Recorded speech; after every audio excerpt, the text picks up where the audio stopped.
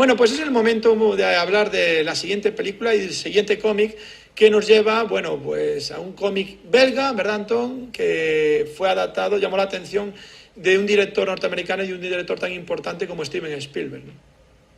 Sí, nos referimos a Tintín, que es sin duda uno de los personajes, bueno, pioneros y más importantes del cómic europeo, como tú dices, creado por un dibujante belga que se llamaba Georges Remy y que firmaba generalmente con el seudónimo de Hergé, es decir, las iniciales cambiadas de su nombre, RG, ¿no? Remy Georges y por tanto Hergé. Es un cómic que para mí tuvo una importancia capital porque yo cuando era pequeño pues tenía una verdadera obsesión con los cómics de Tintín. En cuanto aprendí a leer, Tintín se encontró entre una de mis primeras lecturas y bueno, pues continué interesándome por los diferentes álbumes, que son más de 20 de la serie de Tintín, publicados entre 1929 y 1986. El último de ellos incluso inacabado, porque Hergé murió en 1983 sin poder terminar el último de los álbumes que se titulaba o se iba a titular Tintín y el arte alfa. También Tintín me ayudó muchísimo cuando yo empecé a aprender inglés, cuando empecé a estudiar francés. Originalmente estaba publicado en francés y bueno, pues yo leí muchos de los libros de Tintín en francés. Y tengo uno de ellos aquí, precisamente, El cetro de Ottokar, en la versión en francés. Y después, bueno, pues fui coleccionando los libros de Tintín, además de en español, en francés y en inglés, pues en otras lenguas que incluso no podía hablar ni comprender, como pueden ser el galés, el latín, el esperanto, ¿no? Simplemente, pues, como objeto de coleccionismo, ¿no? Tintín es muy interesante porque Hergé en esta serie, que empezó a publicar en 1929 en el seno de un periódico que se llamaba el XXe siècle, que tenía en Bruselas un suplemento para la juventud que se llamaba el Petit Vingtième, ¿no? Como el pequeño Vingtième, y ahí Hergé fue donde creó en el año 1929 el personaje de Tintín, pero fue creando a lo largo de los años, a lo largo de las décadas, pues un sistema de ideas bastante complejo alrededor del personaje de Tintín y los demás personajes que formaban parte de la saga, como el Capitán Haddock, Milou, por supuesto, el perro de Tintín, y luego otros personajes como el profesor Tornasol, los detectives Hernández y Fernández, Bianca Castafiore. Es decir, hay un elenco de personajes muy interesantes que aparecen a lo largo de la serie, y es una serie que se va regenerando, que se va adaptando además a la situación política, a la situación social, a la situación histórica que le tocó vivir, que además fue una situación muy convulsa, ¿no? A lo largo de gran parte del siglo XX. Estamos hablando de la Segunda Guerra Mundial, de la Guerra Fría. Bueno, situaciones que Tintín vivió en las páginas de las obras y que Hergé vivió en la vida real y, por tanto, pues reflejó también en los diferentes álbumes, en los diferentes volúmenes de la serie de Tintín. Algunos de ellos muy criticables por, bueno, pues, por ser tendenciosos y por criticar casi acríticamente sistemas como el colonialismo en Tintín en el Congo, el comunismo en Tintín en el país de los soviets, el capitalismo en Tintín América. En estos primeros álbumes de Hergé realmente no se documentaba demasiado, y entonces, pues bueno, hay algunos problemas bastante graves desde el punto de vista del contenido. Pero cuando finalmente decidió Hergé enviar a Tintín a China, ¿no? En el álbum El Loto Azul, Le Lotus Bleu en francés, aquí es cuando Hergé empieza a darse cuenta de que Tintín ya no es un divertimento, tiene un éxito impresionante y va a ser realmente su modo de vida, va a ser realmente el legado que él va a dejar artísticamente. Y entonces empieza a documentarse mucho más sobre los lugares a los que va a enviar a Tintín, pues no solamente para mejorar las ilustraciones, sino también para mejorar el contenido de los álbumes, especialmente desde que conoció a un artista, escultor, pintor chino que se convirtió en amigo a lo largo de su vida, cuyo nombre era Chang Chong-jen, ¿no? Entonces, gracias a este hombre, a Chang, pues Hergé empieza a documentarse mucho más, empieza a preocuparse en algunos momentos hasta la obsesión con el realismo de sus dibujos y creando este estilo de dibujo franco-belga muy importante y muy influyente, que es lo que se llamó la línea clara, que es un tipo de dibujo muy claro, como dice el nombre, línea clara o ligne claire en francés, y también de un marcado realismo que se va viendo a lo largo de las diferentes... Un cómic súper europeo, con lo que es la temática y lo que es las inquietudes del personaje, ¿verdad? Del cómic, muy, muy europeo, que de ahí la dificultad de entrar en el mercado americano, ¿verdad? Puede ser. Desde luego en los Estados Unidos no tuvo este cómic la importancia que tuvo en Europa, ¿no? Y desde luego... Igual bueno, Asterix tuvo más introducción que quizás Tintín en Estados Unidos, ¿no? Quizá por el asunto de la comedia, ¿no? Efectivamente. Del humor, pero también es cierto que Asterix es un cómic muy francés, ¿no? Sí, sí. De la misma manera que Tintín es un cómic que se podría decir muy eurocéntrico, ¿no? Pero bueno, es que es imposible que no lo sea, teniendo en cuenta que Hergé era un hombre nacido en Bruselas, Claro. Que estaba además, cuando empezó a crear Tintín, muy influido por el medio en el que creó este cómic. Yo lo digo para que alguien como Spielberg, yo digo en el sentido de que alguien como Spielberg se fijara en él, ¿no? Para poder adaptarlo, arriesgarse, adaptarlo a la gran pantalla, sabiendo de esa pues poca influencia, poca introducción en el mercado americano, que es realmente el que marca pues el éxito no de una película, ¿no? Hoy en día, ¿no?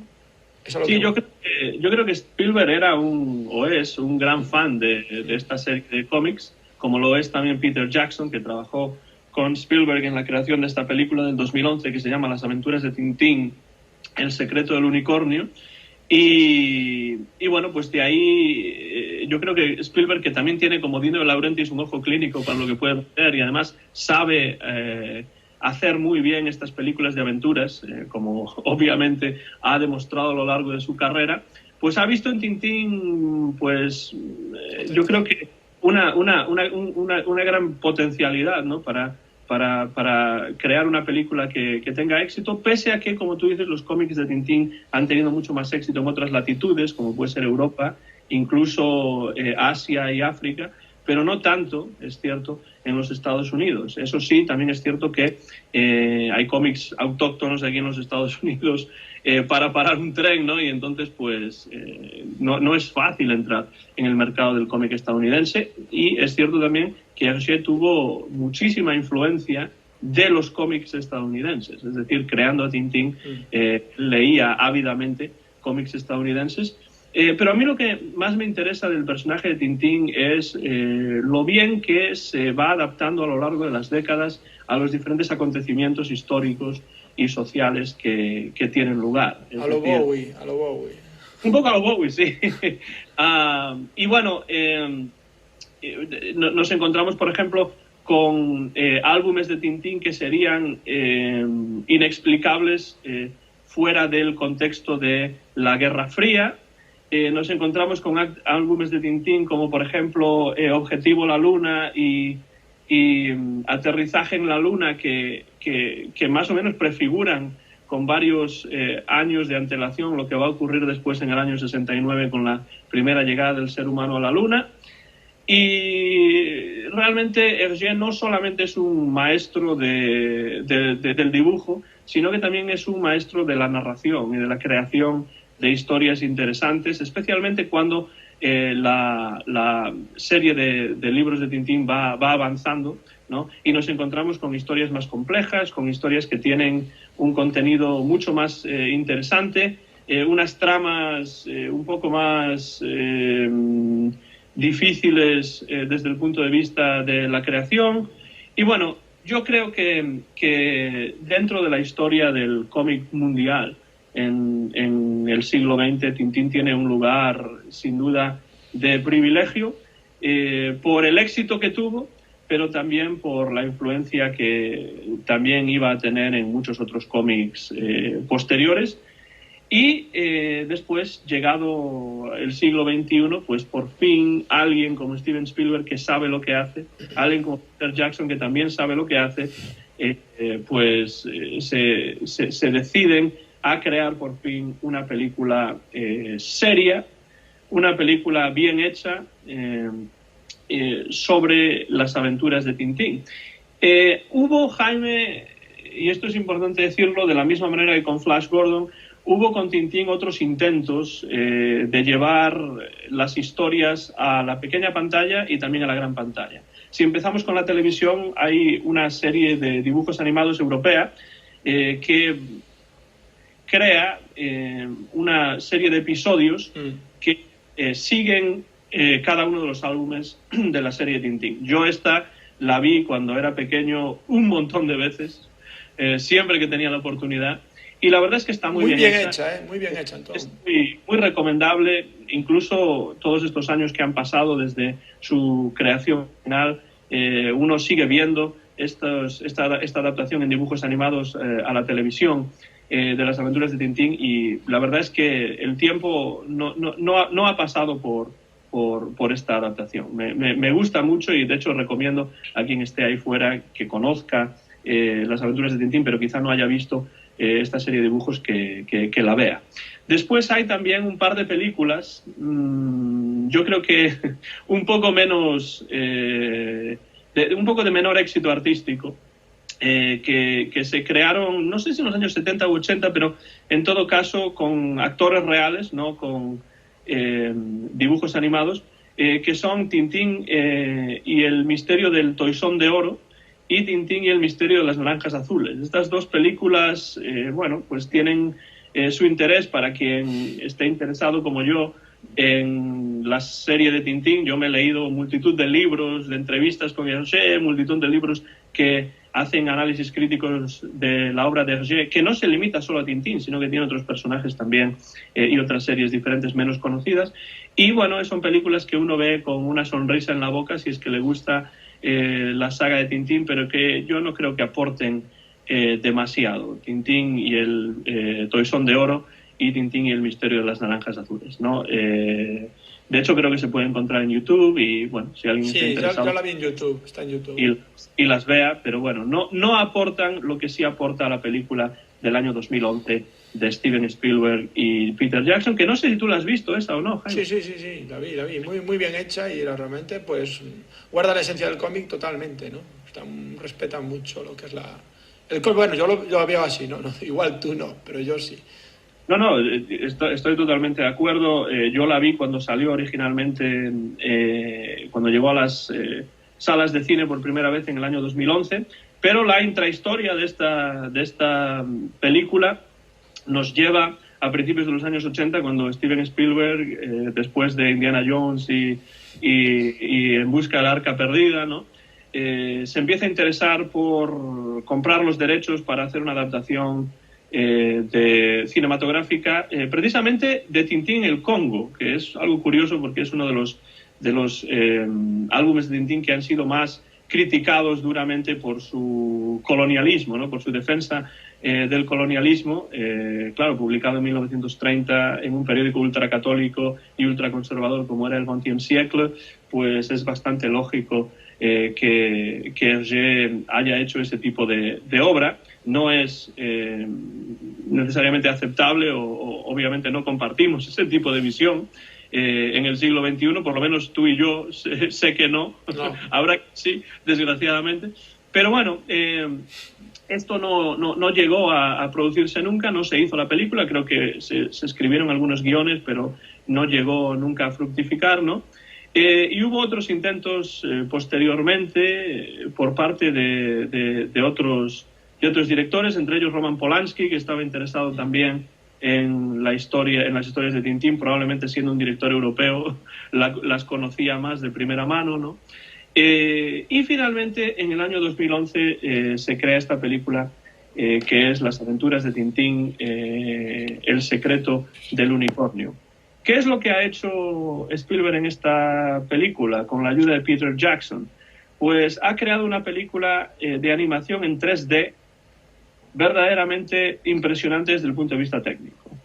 Está muy bien hecha. Creo que quienes han trabajado en esta película se han empapado de los libros de Tintín, los han leído a conciencia, han visitado Bruselas sin ninguna duda, porque Bruselas es el lugar que influye, ¿no? en en la creación de los decorados de las obras de Tintín y por tanto también en esta película. Y han creado una película muy creíble y técnicamente impresionante. Es decir, la nota técnica tiene que ser altísima, ¿no? Para crear la trama se basan sobre todo en dos álbumes principales. Uno de ellos es El cangrejo de las pinzas de oro, que tengo aquí en una edición en la lengua de Cornualles, que no sé ni siquiera cómo se pronuncia el título. Uno de ellos es El cangrejo de las pinzas de oro, y después también El secreto del unicornio. Y hasta cierto punto también la secuela del secreto del unicornio, o la segunda parte del secreto del unicornio, que es el tesoro de Rackham el Rojo, ¿no? Entonces, es muy interesante ver cómo, llegada la Segunda Guerra Mundial, Hergé se decide a hacer cómics de Tintín que son cómics de pura evasión, ¿no? Es decir, cómics de pura aventura, sin incluir en ellos ningún tipo de mensaje político, como hizo antes de la Segunda Guerra Mundial y como haría después también de la Segunda Guerra Mundial. Ya hemos dicho que la política internacional del siglo XX tiene mucha importancia en los álbumes de Tintín. Curiosamente, en estos tres, en El cangrejo de las pinzas de oro, El secreto del unicornio y El tesoro de Rackham el Rojo, no. Estos son álbumes de evasión creados claramente en una época en la que no podía Hergé hablar de temas políticos y entonces se preocupó más de historias de pura aventura. Por tanto, yo creo que es una buena elección estos tres álbumes, porque lo que tenemos en Las aventuras de Tintín, El secreto del unicornio, es una película de aventuras al más puro estilo Spielberg. De hecho, muchos de los críticos han señalado la relación clarísima entre la saga de Indiana Jones y esta película de Tintín, ¿no? La verdad es que Indiana Jones influye mucho en muchas cosas que hace Spielberg, ¿no? No simplemente en esta que acabo de comentar, sino en muchas más películas que tiene hecho. Pues el sello funcionó tan bien, ¿no? Que bueno, es un sello de identidad dirigiendo, y sin duda pues no puede evitar repetirlo, ¿no? En películas como Tintín, que también se prestan tanto a que sea así, porque hablamos de un héroe, ¿no? O sea que el tipo es un Indiana Jones europeo, podemos decir, Tintín, ¿no? Sí, sin duda. Es además un personaje, Jaime, que a lo largo de la serie de Tintín, que empieza en 1929 y termina en los años 80, no envejece en ningún momento. No hay un Tintín viejo. Tintín tiene siempre una edad atemporal, ¿no? Y entonces sí, como tú dices, es un personaje, bueno, pues que en muchos aspectos es un personaje bastante idealista, ¿no?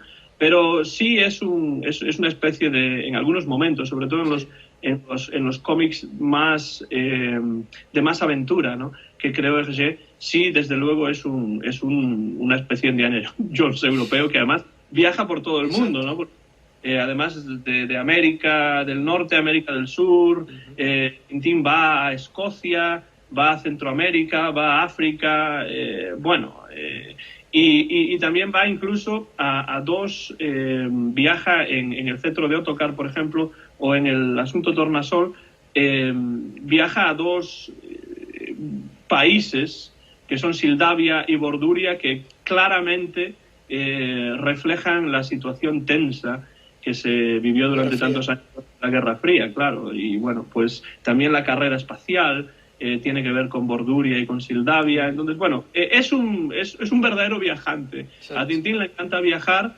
le encantan las aventuras y, bueno, pues siempre que se encuentra con una, pues no dice que no, ¿no? El Capitán Haddock es otra cosa diferente.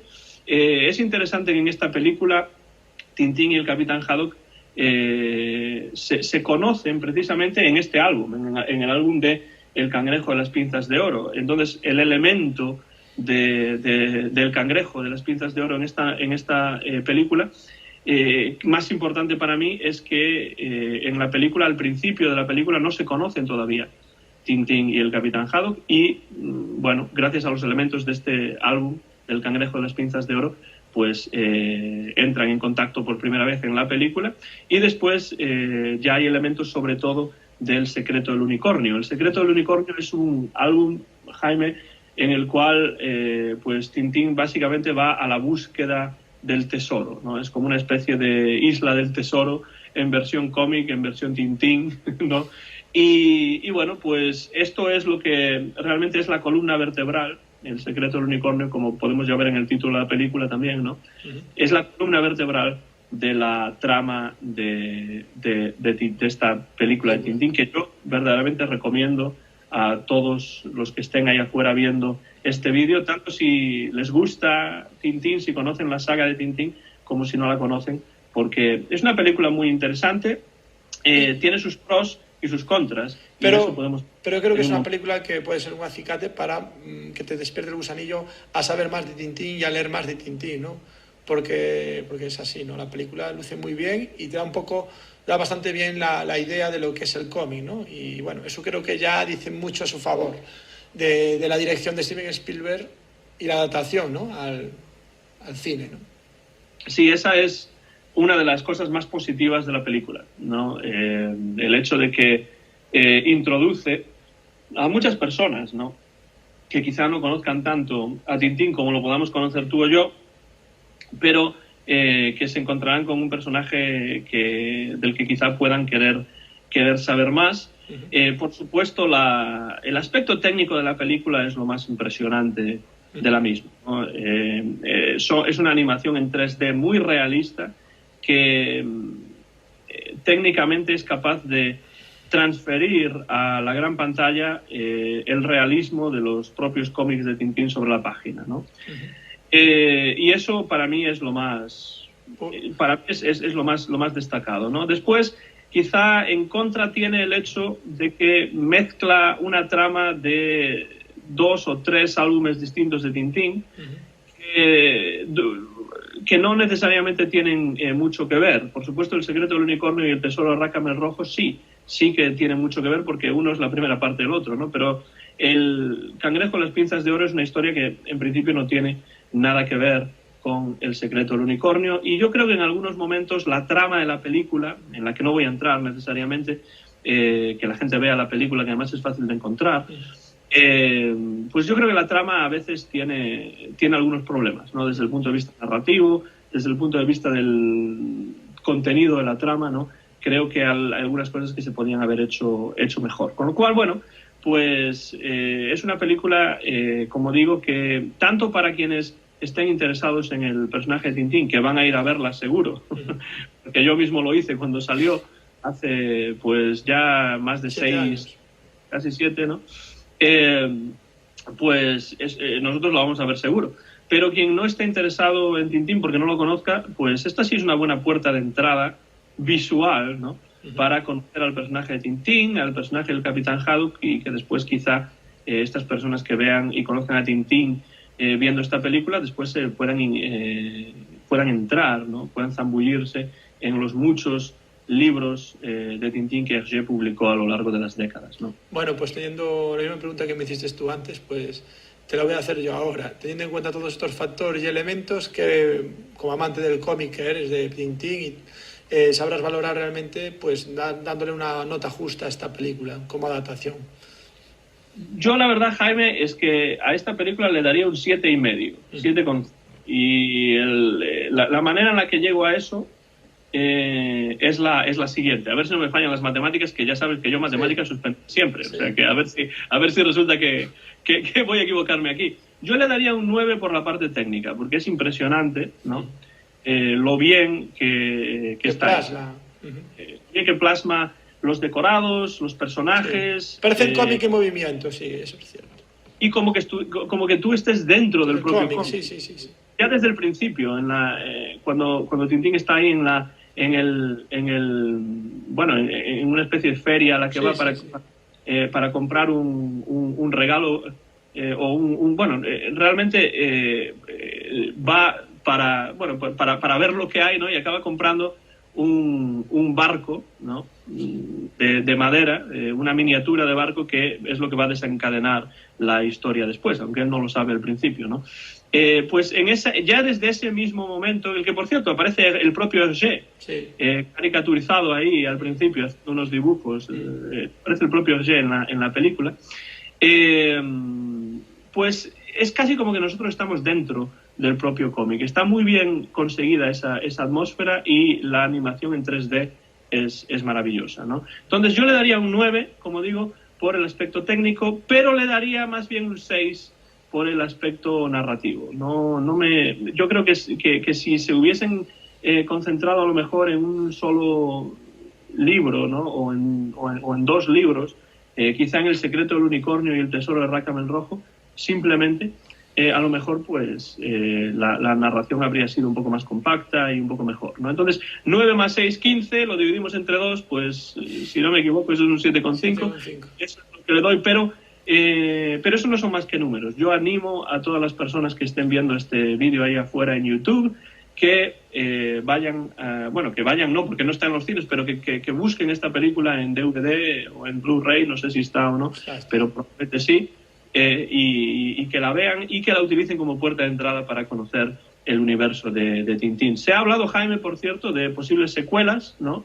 Que estarían centradas en los álbumes Las 7 bolas de cristal y El templo del sol, que de nuevo son álbumes que uno es la primera parte del otro, que se completan, ¿no? La historia. O incluso se ha hablado de la posibilidad de hacer algo con objetivo a la Luna y aterrizaje en la Luna, que sería, muy deseable, la verdad, y que espero que en los años próximos, pues podamos tener estas películas, porque si son de la calidad de técnica de Tintín, El secreto del unicornio, pues las esperamos los tintinófilos y también las personas a las que les interese la animación, pues con mucho interés, la verdad. Pues entonces veo que próximamente volveremos a viajar a Mongo, el planeta de Ming, y viajaremos otra vez con Tintín alrededor del mundo en fechas muy, muy próximas. Eso está bien y significa que el cómic sigue muy vivo y sobre todo el cómic pues tradicional, ¿no? Clásico, pues sigue todavía pues ahí despertando muchísimo interés.